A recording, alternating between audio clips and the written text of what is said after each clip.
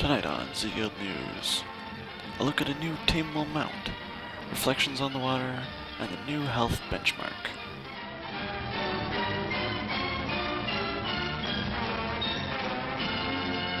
Hi, I'm Broff, and welcome to ZeGuild News. Tonight, the show is taking a decidedly different turn from most weeks, this week focusing on the beta. The reason for this is, having aired somewhat later in the week last week, many events from this past week were covered in the last episode. Luckily, due to an earlier harvest, and thus the early Canadian Thanksgiving, this episode is airing slightly later in the week than usual as well. We thank you for your understanding and continued patronage. That said, we now take a look at the beta.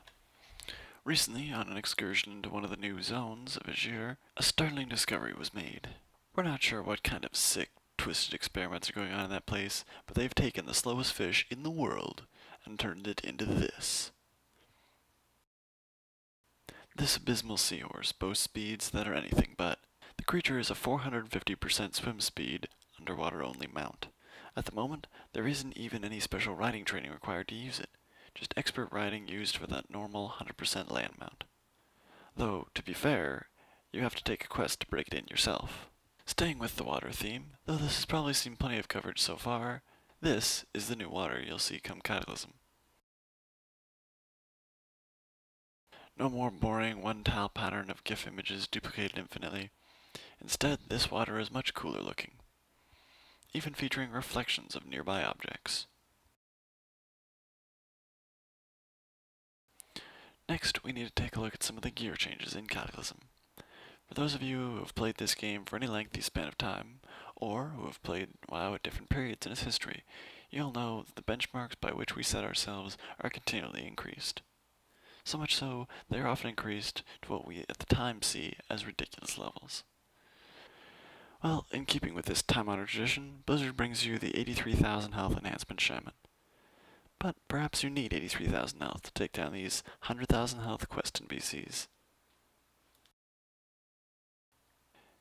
Gear is beginning to look a lot more like this, as we look at this Warlock's armor, for example.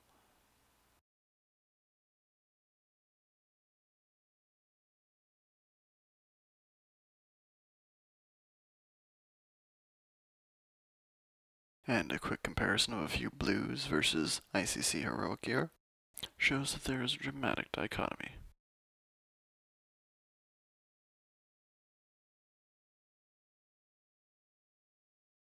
One must wonder, though, what will happen when we finally see characters of this next expansion in full epics.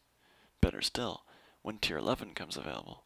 One thing, however, can be safely assumed, and that is, whatever the benchmarks, when we near the end of this next expansion, even 85,000 health on a DPS will become a laughable sum.